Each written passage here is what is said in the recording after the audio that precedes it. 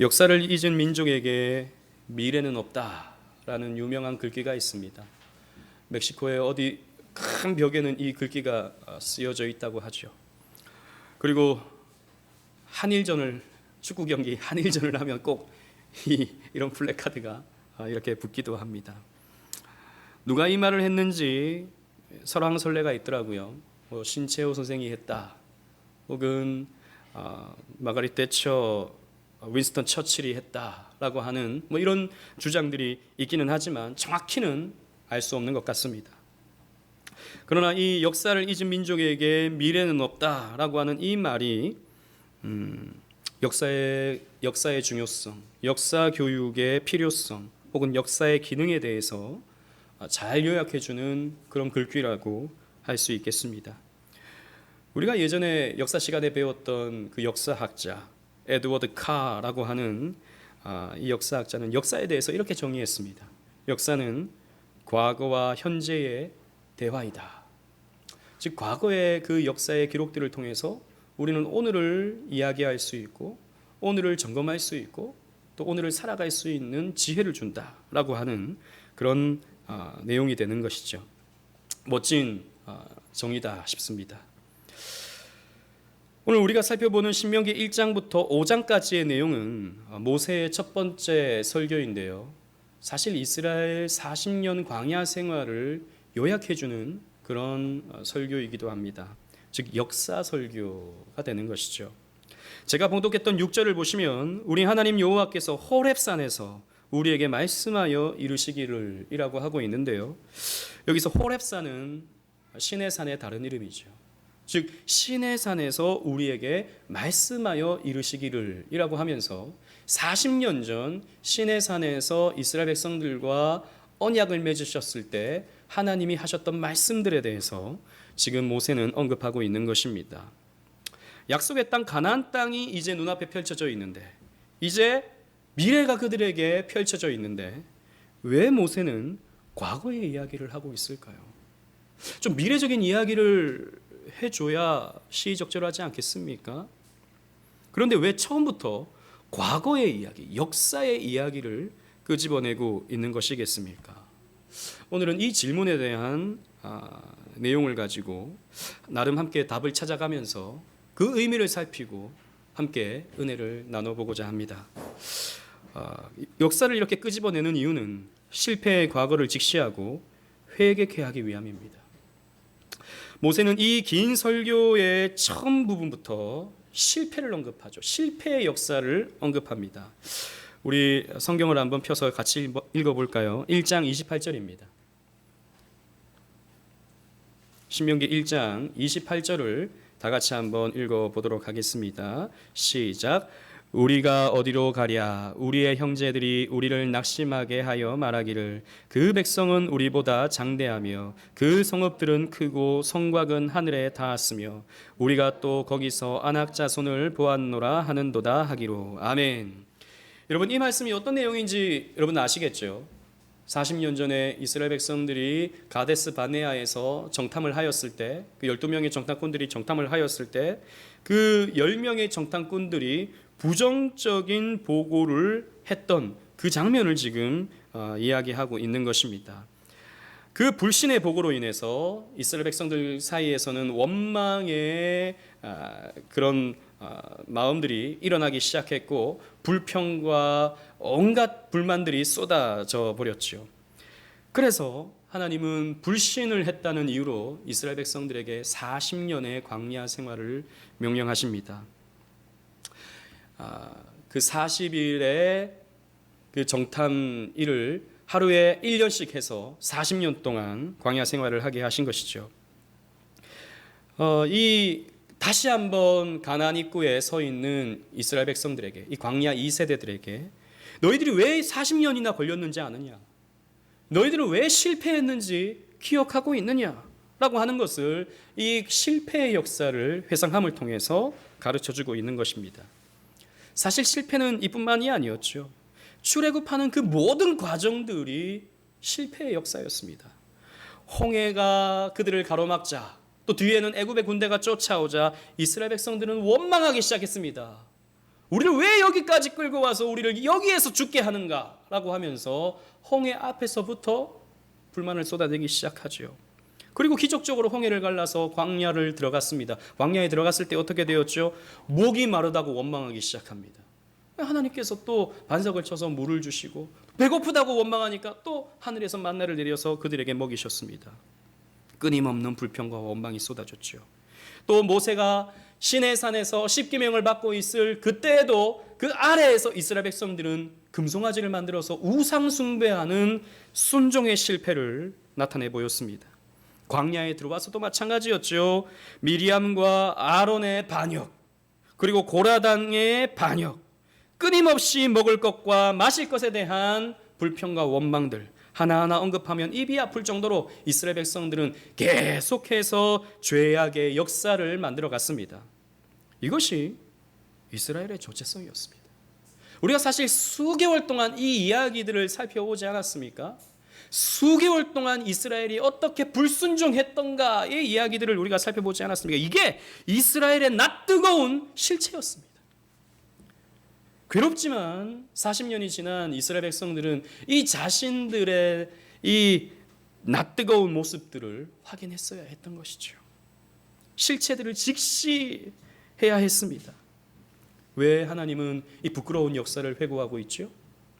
왜 하나님은 이런 비참한 이스라엘의 죄악사를 말씀하고 있죠? 그 괴로움을 느껴야 했기 때문입니다.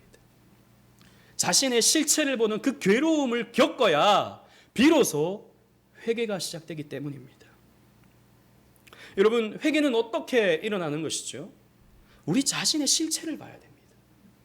우리가 얼마나 불순종하는지, 우리가 얼마나 연약한지, 우리가 하나님 앞에서 얼마나 뻔뻔한지, 이것을 발견할 때야 비로소 우리에게서는 회개가 시작될 수 있습니다. 그러나 그 아픈 과정을 겪지 않는다면 회개할 수 없죠.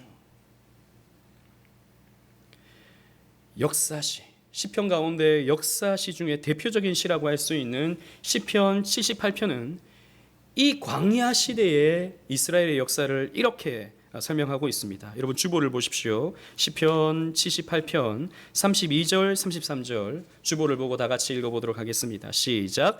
이러함에도 그들은 여전히 범죄하여 그의 기이한 일들을 믿지 아니하였으므로 하나님이 그들의 날들을 헛되이 보내게 하시며 그들의 횟수를 두려움으로 보내게 하셨도다. 아멘. 그들은 여전히 범죄했다라는 것이죠. 그들은 여전히 믿지 아니했다라는 것입니다. 그들의 날들을 헛되이 보내게 했고 그 횟수를 두려움으로 하나님께서 그래서 보내게 만드셨다라고 성경은 기록하고 있는 것입니다. 이것이 이스라엘의 실체였습니다. 여러분, 그래서 우리는 이 실체 앞에, 우리의 실체 앞에 설 수 있어야 하는데요.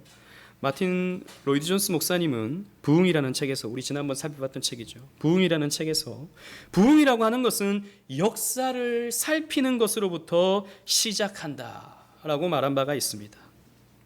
자신의 모습이 얼마나 어리석고 얼마나 패역했는지 직시하고 아파할 줄 알아야 진정한 회개와 부흥의 역사가 일어날 수 있게 된다는 것이죠. 하지만 많은 경우 자신들의 역사를 직시하지 못합니다. 개인이든 국가적으로든 솔직하게 하나님 앞에, 진실 앞에 서는 것을 불편해하죠. 온갖 껍데기와 온갖 가면으로 자신을 치장하고 꽤 괜찮은 정체성을 가진 것처럼 인간은 가장하기를 좋아합니다. 인간은 이 선악과를 베어물고 하나님과 같이 되려고 하는 습성이 본성에 자리 잡고 있기 때문에 그 자신의 추악한 모습들은 가리워버리는 것이죠. 꽤 괜찮은 모습들만, 꽤 괜찮은 기억들만 머릿속에 간직하기를 좋아합니다. 여러분, 가까운 나라 일본을 보십시오. 저들은 부끄러운 역사를 감추기에 급급합니다. 위안부 문제, 강제 징병 문제, 뭐 이런 것들 좀 사과를 좀 시원하게 하면 좋은데 사과를 하는 것도 아니고 안 하는 것도 아닌 이 어주뺑뺑한 이런 모습들을 나타내 보이니까 참 우리로서는 답답하지 않습니까? 마치 그런 일이 없었다는 것처럼 자신의 추한 과거를 감추고 있으니까 참 사랑할래야 사랑할 수 없는 그런 이웃이 되고 있지 않습니까?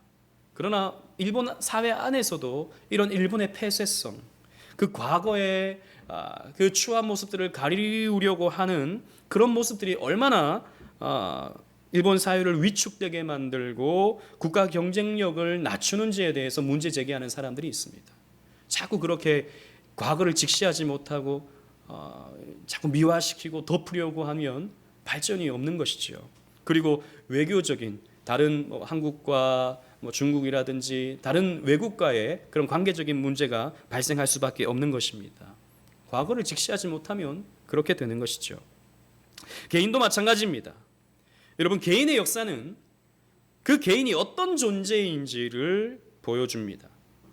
어디에서 태어났는지, 어떻게 자랐는지, 무엇을 배웠는지, 무엇을 하고 살아왔는지, 이런 것들을 살펴보면 그 사람이 어떤 사람인지가 고스란히 드러나게 되죠.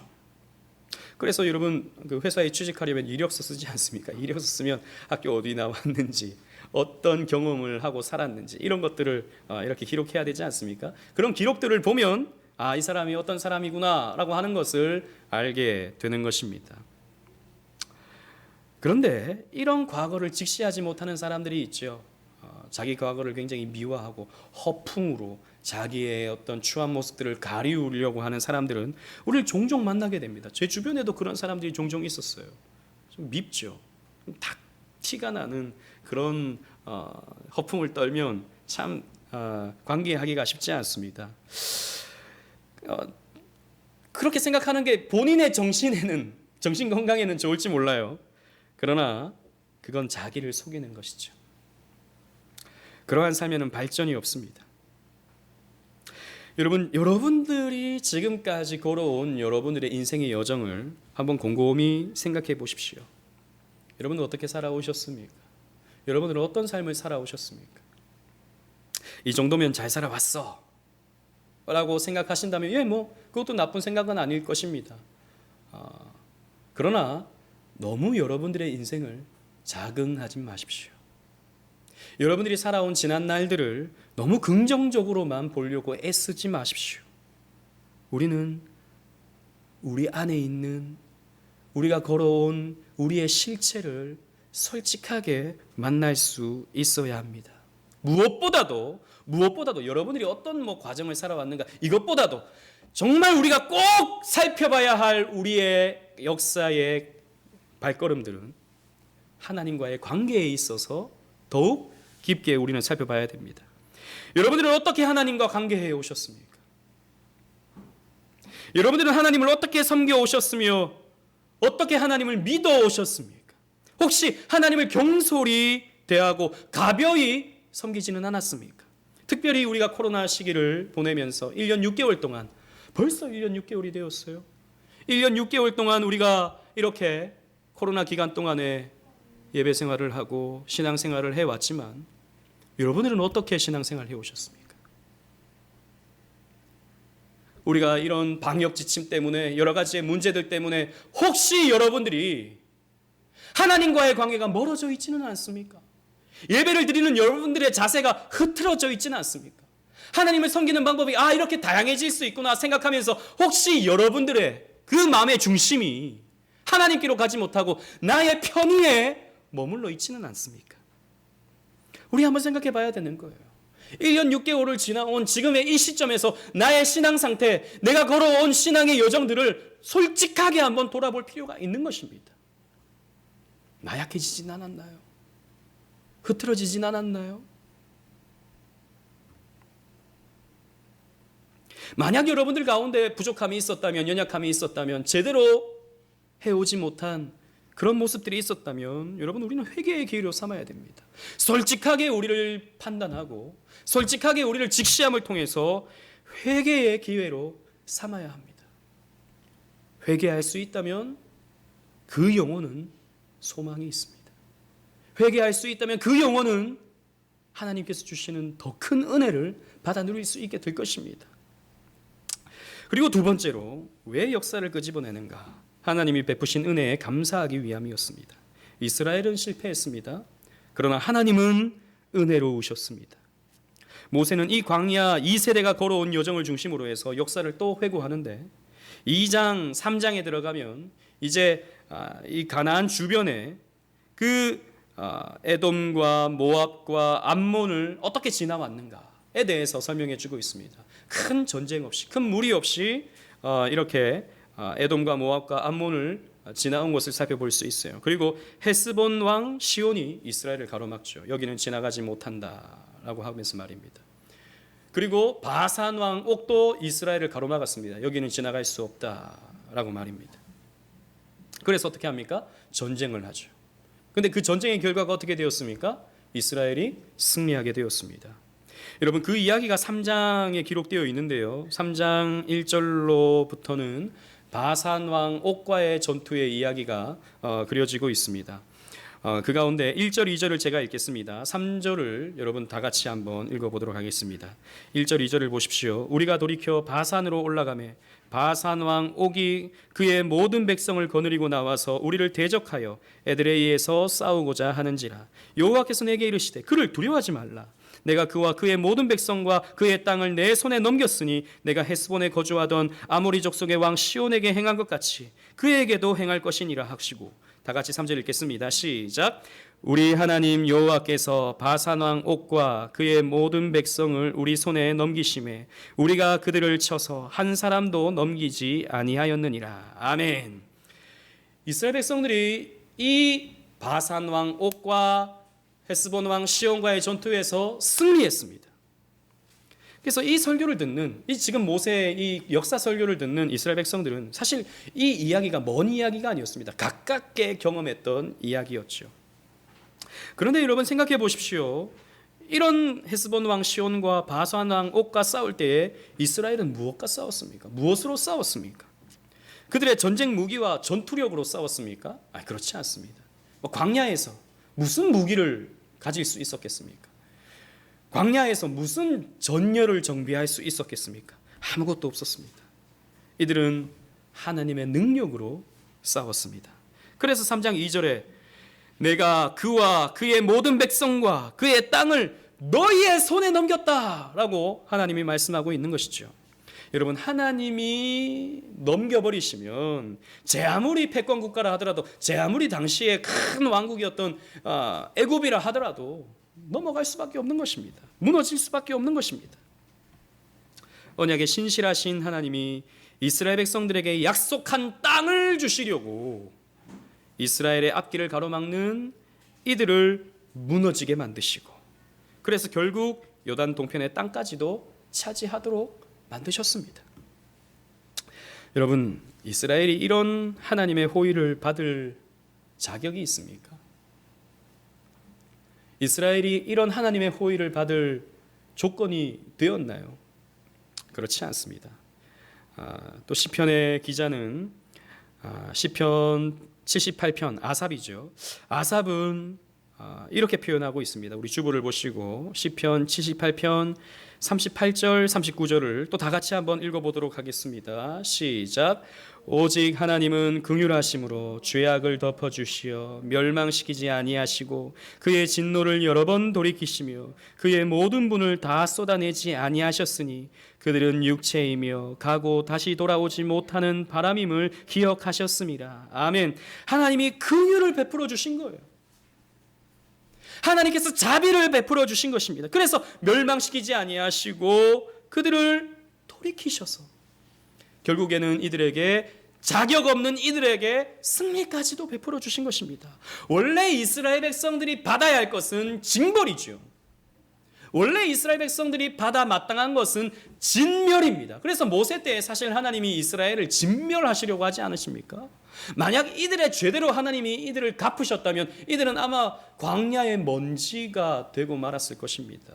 그들이 지은 죄대로 하나님이 그대로 갚으신다면 광야에 그저 먼지가 되고 말았을 것입니다. 그러나 하나님은 과분한 호의를 베풀어 주셨죠. 이것을 알면, 이 역사를 알면 이스라엘 백성들은 어떻게 해야 마땅합니까? 감사해야 마땅한 것입니다. 그래서 저와 여러분들도 마찬가지입니다. 우리가 어떻게까지 여기 왔는가? 어떻게 여기에 우리가 앉아서 예배를 드리고 있는가? 어떻게 우리가 그래도 건강하게 오늘을 살아내고 있는가?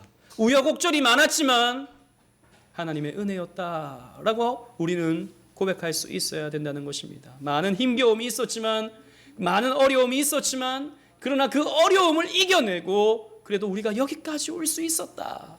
이 모든 것이 하나님의 은혜였다라고 하는 것을 우리는 알 수 있어야 되죠. 우리가 지은 죄대로 하나님이 그대로 갚으신다면 우리는요, 눈 한쪽을 잃어버리거나, 팔이 한번 뒤틀려 있거나, 다리를 절거나, 휠체어 타고 다녀야 되거나, 그래야 마땅할 것입니다. 그렇죠. 우리가 지은 죄대로 그대로 하나님께서 갚으신다면 그래야 마땅할 것입니다. 그러나 하나님께서 그렇게 하지 아니하시고 우리에게 은총을 베풀어 주신 것이죠. 그런데 우리에게 정말이지 나쁜 암덩어리 같은 관념이 하나 있는데, 그것은 바로 자기연민이라고 하는 것입니다. 자기연민.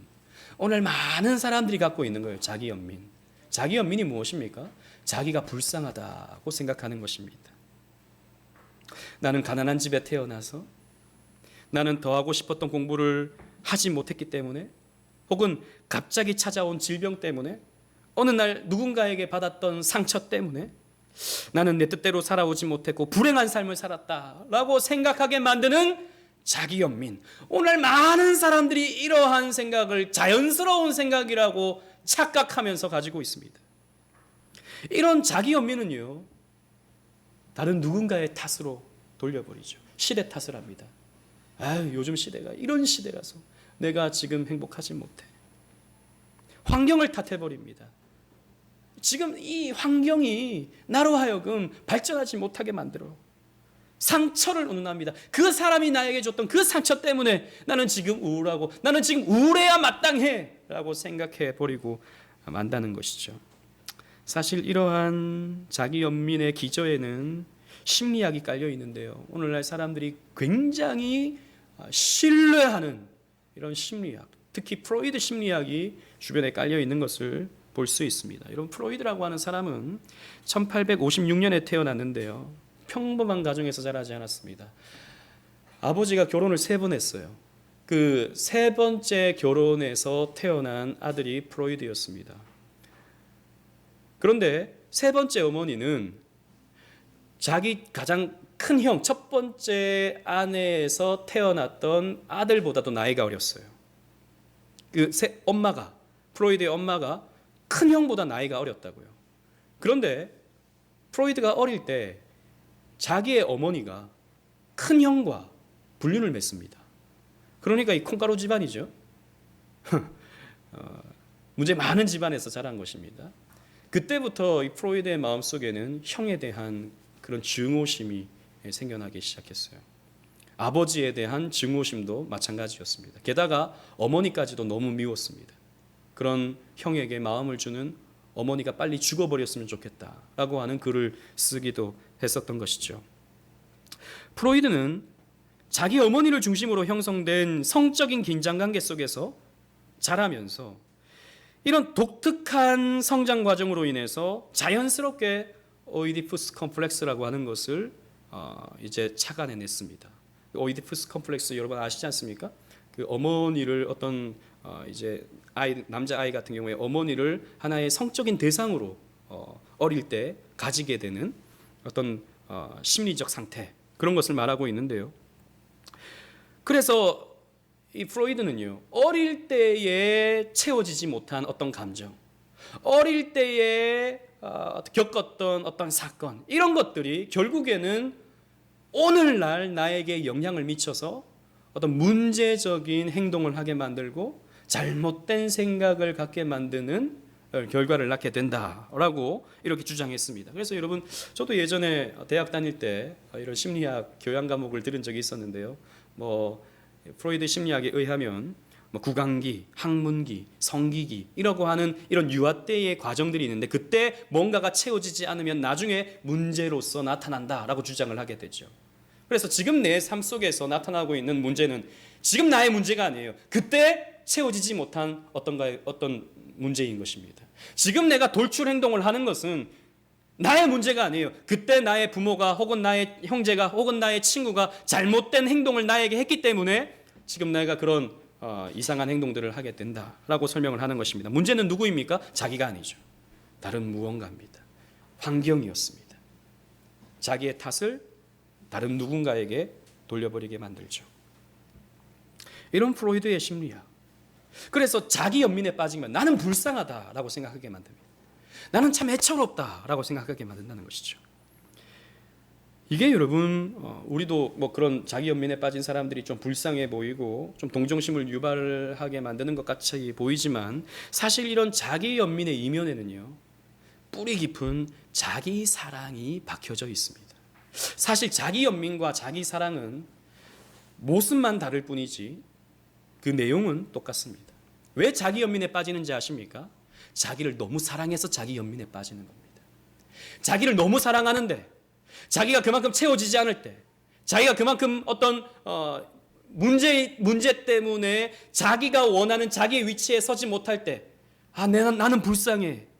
왜 내가 거기에 서지 못했는가? 과거에 이런 문제들 때문이야 라고 생각해 버리는 것이죠.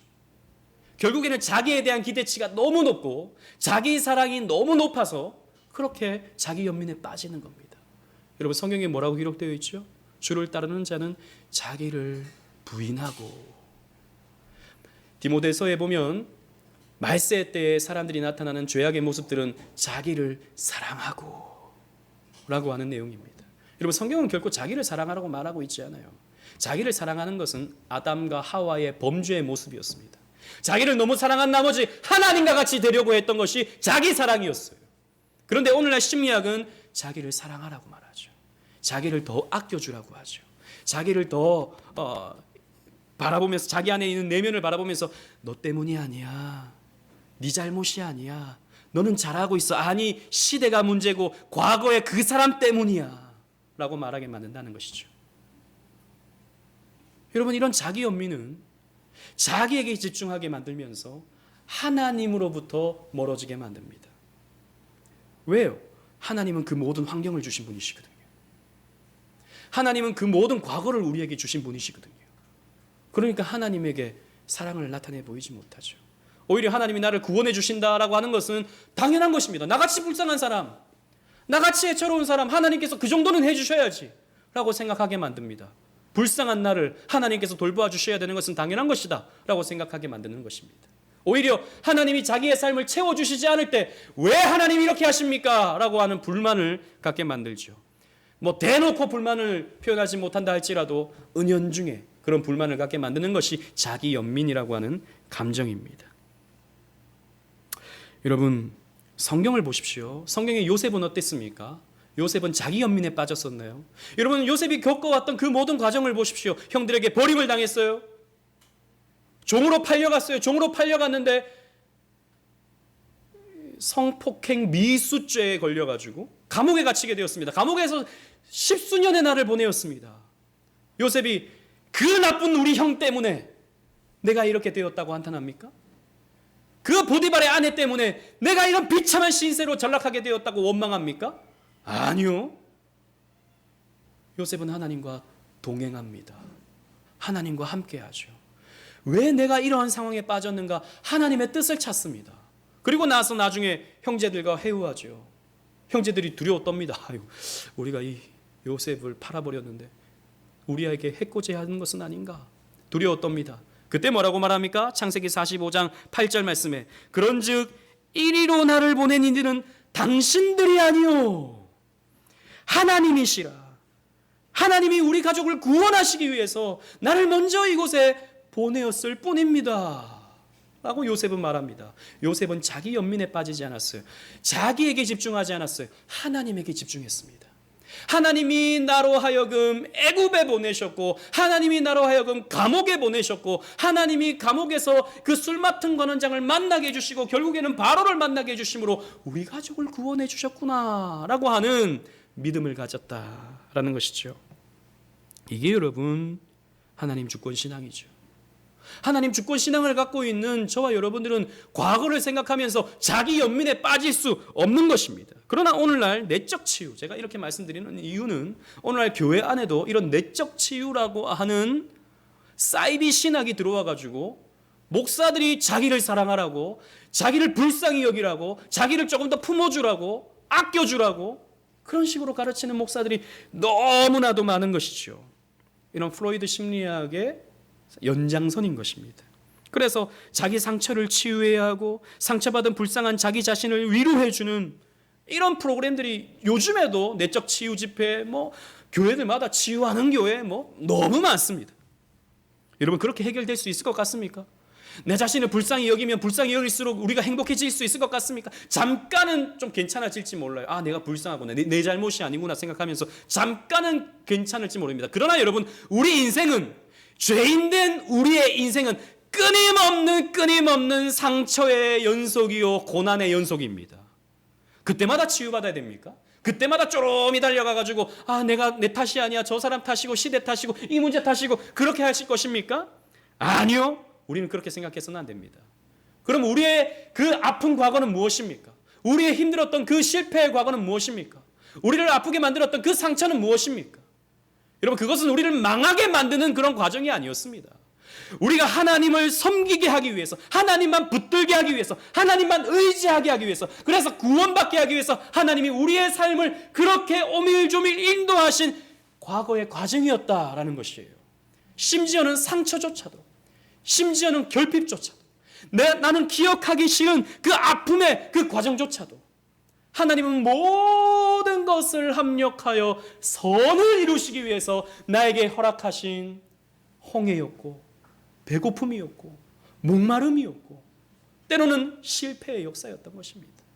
하나님은 그것조차도 사용하셔서 오늘의 나를 있게 하고 내일의 나를 있게 만드시는 거예요.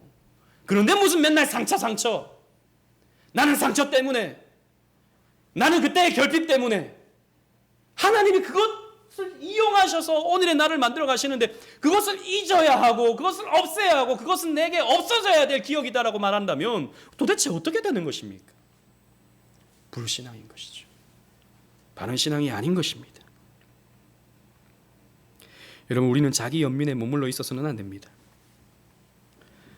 우리는 정말이지 우리의 과거를 직시하면서, 그런데 그 힘든 과정을 우리가 어떻게 지금까지 겪어왔는가, 이겨왔는가를 살펴보면서 하나님이 그렇게 하셨구나를 발견할 수 있어야 돼요.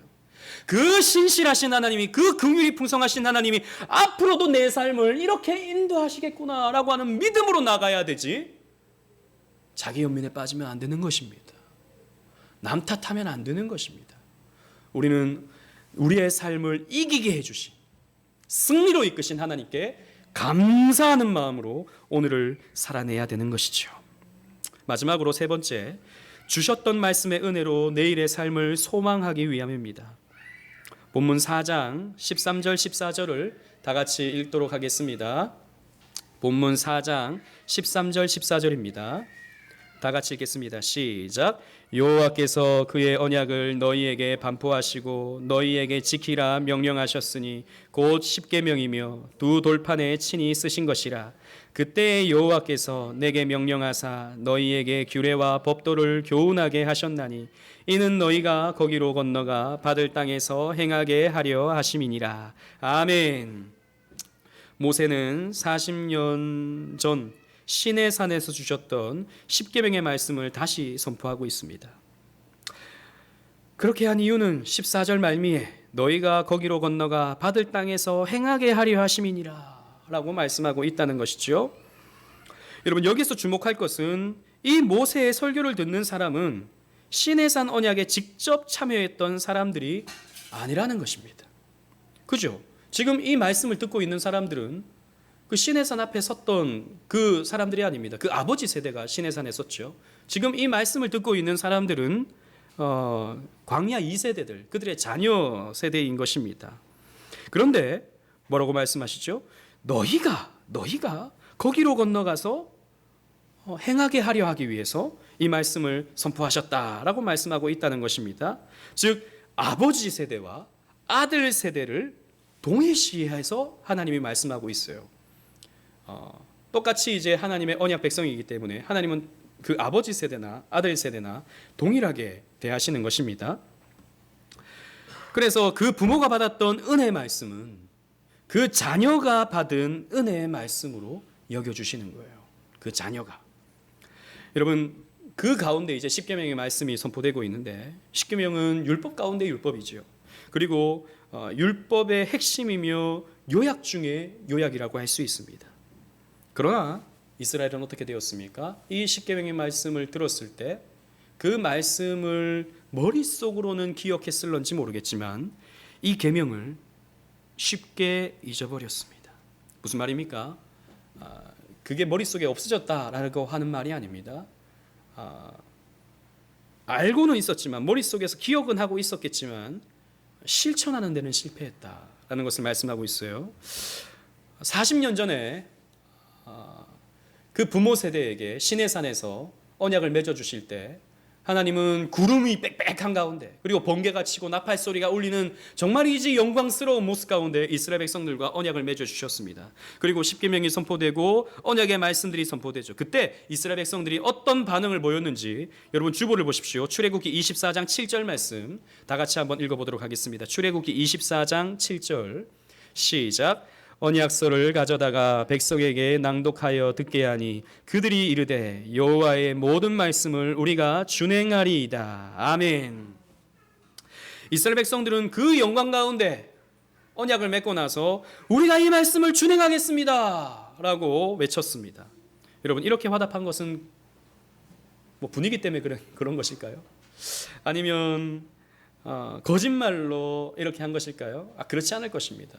그들은 정말이지 보는 영광 가운데 이 언약이 맺어지고 감격 가운데 우리가 이 말씀을 지키겠습니다 라고 맹세했을 것입니다. 그러나 이 맹세는 그 은혜로서 반응했던 그 맹세는 하늘에 쏘아올린 폭주처럼 신기루처럼 사라져버리고 말았습니다. 이 고백을 하고 이 맹세를 한 40년이 지난 40일이 아니에요. 40일이 지난 후에 이스라엘 백성들은 어떻게 하죠? 금송아지를 만들어 버립니다. 머릿속에 말씀이 지워지지 않았습니다. 여러분 40일 만에 이 십계명이 지워졌겠습니까? 아니죠. 머릿속에는 있습니다. 그러나 어떻게 해서 금송아지를 만들어 버렸습니까? 지식은 남아있지만 은혜가 사라져 버렸기 때문입니다. 은혜를 놓쳐버렸기 때문입니다. 모세는 그때를 회상시키는 거예요. 너희가 40년 전에 너희 아버지 세대가 40년 전에 이 시내산에서 이 십계명의 말씀을 들을 때 어떻게 반응을 했는지 기억하느냐? 우리가 이 말씀을 지키겠다라고 하는 감격과 감사 속에서 그렇게 고백했건만 너희 부모님들은 그 은혜를 잊어버렸다. 다시 한번 너희들에게 선포한다. 이 십계명을 선포한다. 너희들은 반드시 그 은혜를 유지하면서 그 은혜를 꼭 주면서 믿음으로 반응하고 믿음으로 순종하기를 바란다 라고 하는 이야기를 지금 모세는 하고 있는 것입니다. 그래서 여러분 우리는요 그 은혜를 놓치지 않아야 됩니다. 그러나 쉽지 않죠. 정말 쉽지 않아요. 마귀가 우리를 가만히 놔두지 않아요. 끊임없이 우리를 미혹하고 공격해서 불신앙의 자리로 우리를 끌고 가버립니다. 그래서 에베소 교회가 첫사랑을 잃어버렸죠. 그 첫사랑을 잃어버렸던 에베소 교회를 향해서 주님께서 이렇게 말씀하십니다. 계시록 2장 4절 5절 말씀 다 같이 한번 읽어보겠습니다. 시작. 그러나 너를 책망할 것이 있나니 너의 처음 사랑을 버렸느니라. 그러므로 어디서 떨어졌는지를 생각하고 회개하여 처음 행위를 가지라. 아멘. 너희들은 책망받아야 한다 그랬습니다. 왜 처음 사랑을 잃어버렸느냐? 너희가 어디에서 떨어졌는지, 너희의 은혜가 어디에서 잃어버렸는지, 어떻게 마귀가 공격해서 너희들이 흔들려버려 믿음을 잃어버리게 되었는지, 은혜를 잃어버리게 되었는지 생각하고 회개해서 처음 행위를 가져라, 처음 사랑을 가져라 라고 말하고 있다는 것이죠. 여러분 우리가 신앙생활을 10년 하고 20년 하다 보면요 웬만한 성경적인 지식은, 웬만한 교리적인 지식은 다 가지고 있습니다. 여러분 그렇지 않나요? 그런데 은혜를 잊어버리면, 은혜를 놓쳐버리면 성경에 대한 지식, 교리적인 지식 무용지물입니다. 오히려 은혜를 잊어버리면 그 지식으로 사람을 살리는 것이 아니라 사람을 죽여버리죠. 그 개인이 죽고 다른 누군가도 죽여버립니다.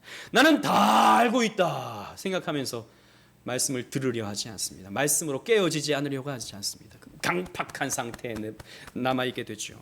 또 게다가 다른 사람을 지적합니다. 저 사람은 이게 문제고 저게 문제고 이게 문제고. 은혜 없는 지식은 바리새인을 만들 뿐입니다. 저는 가장 비참한 신앙인, 가장 불쌍한 교인은 은혜 없이 신앙생활하는 사람이라고 생각합니다. 말씀에 은혜 받지 못하고 하나님과 전혀 교제하지 못하는데 교회는 나가야 돼요. 왜? 눈치 보이니까. 교회는 나가야 돼요. 왜? 교회 안 나가면 하나님이 그래도 벌 주실까 봐 이런 두려움이 마음속에 있어가지고 교회는 나가야 되는 거예요. 그런데 이렇게 주일마다 교회를 나와야 하니, 주일마다 말씀을 들어야 하니 얼마나 괴롭겠습니까? 얼마나 힘들겠습니까? 기도할 힘조차 없어가지고 기도하지 못하는 신앙인, 말씀을 읽을 의지조차 없어서 말씀을 읽지 못하는 신앙인, 영이 죽어버린 사람들이죠. 그런 영이 죽어버린 상황 가운데 이렇게 소리를 고래고래 지르는 목사의 설교를 듣는 것이 얼마나 괴로운 일이 되겠습니까? 여러분, 이렇게 신앙생활하면 안 되는 것입니다. 이렇게 메마른 상태로 신앙생활해서는 안 되는 것입니다. 여러분들의 처음 행위를 가져야 되는 것입니다. 여러분들의 신의 산은 어디입니까? 여러분들의 그 은혜의 자리는 어디였습니까? 여러분들이 눈물을 흘리면서 말씀을 들었던 그 자리는 도대체 언제적이었습니까? 여러분, 우리는 회복해야 되는 것이죠. 그래서 그때 은혜의 말씀이었던 언약의 말씀을, 십계명의 말씀을 다시 한번 모세는 선포하면서 그때를 회상시키는 것입니다. 여러분, 그냥 신앙생활하지 마시고 바보같이 교회생활하지 마시고 그 처음 사랑을 회복시켜달라고 기도하십시오. 그래야 여러분 주일이 기쁜 것입니다. 그래야 주일이 여러분 은혜 가운데 우리가 맞이할 수 있게 되고 예배가 1시간이 넘게 드려지는 이 예배가 즐거운 시간이 될 수 있는 거예요. 그 은혜가 있어야 우리는 즐거이 하나님 말씀에 순종할 수 있게 되는 것입니다. 여러분, 자발적인 순종 없이 어떻게 하나님 앞에 우리가 나갈 수 있습니까?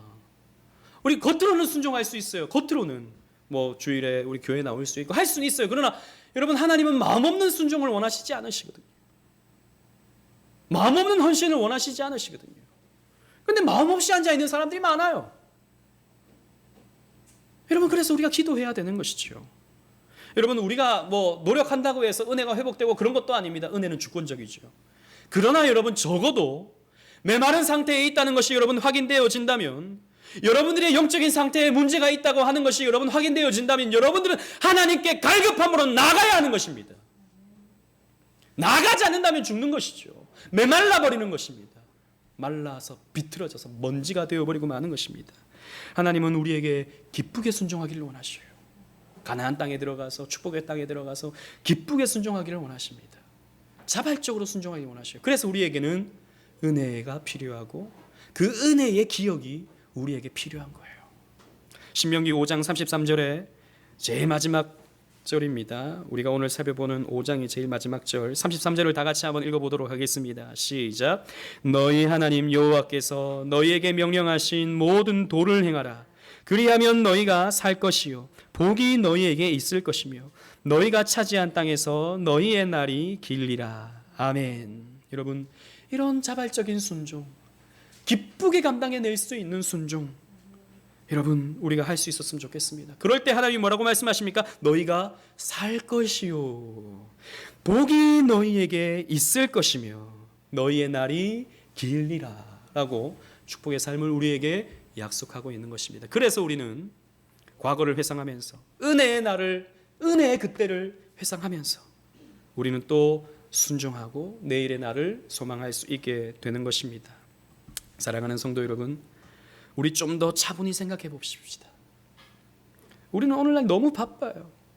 생각할 시간이 없습니다. 잠시 멈춰서 여러분 생각해 봅시다. 곰곰이 한번 우리의 과거를 돌아봅시다. 지금 우리가 어떻게 살아왔는지, 근 10년을, 근 5년을, 근 3년을, 근 1년을 우리는 어떻게 살아왔는지 우리 한번 곰곰이 생각해 봅시다. 불순종했습니까? 하나님 앞에 우리가 충성하지 못했습니까? 하나님 앞에 부끄러운 것이 있습니까? 그렇다면 회개하십시오. 회개의 기회로 삼으십시오. 그리고 여러분 곰곰이 생각해 보십시오. 받은 복을 한번 세워 보십시오. 이렇게 코로나 때문에 어려운데, 이렇게 사람들이 중내산해하는 시대 속에서 우리는 그래도 밥을 먹고 지금까지 살아왔습니다. 하나님이 그래도 지켜주셨습니다. 그 받은 복을 세어보시면서 감사하십시오.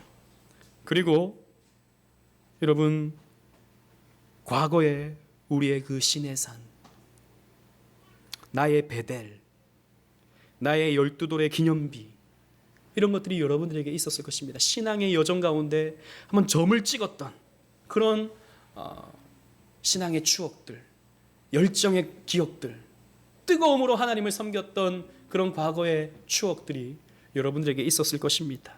여러분, 그때를 기억하십시다. 그때를 회복해달라고 우리 하나님께 나아가십시다. 그래서 더욱 축복된 내일을 맞이하는, 그래서 우리에게 준비된 저 새하늘과 새 땅, 영적인 가나안 땅을 축복 가운데 맞이하실 수 있는 저와 여러분들 되시기를 주님 이름으로 축원합니다. 아멘.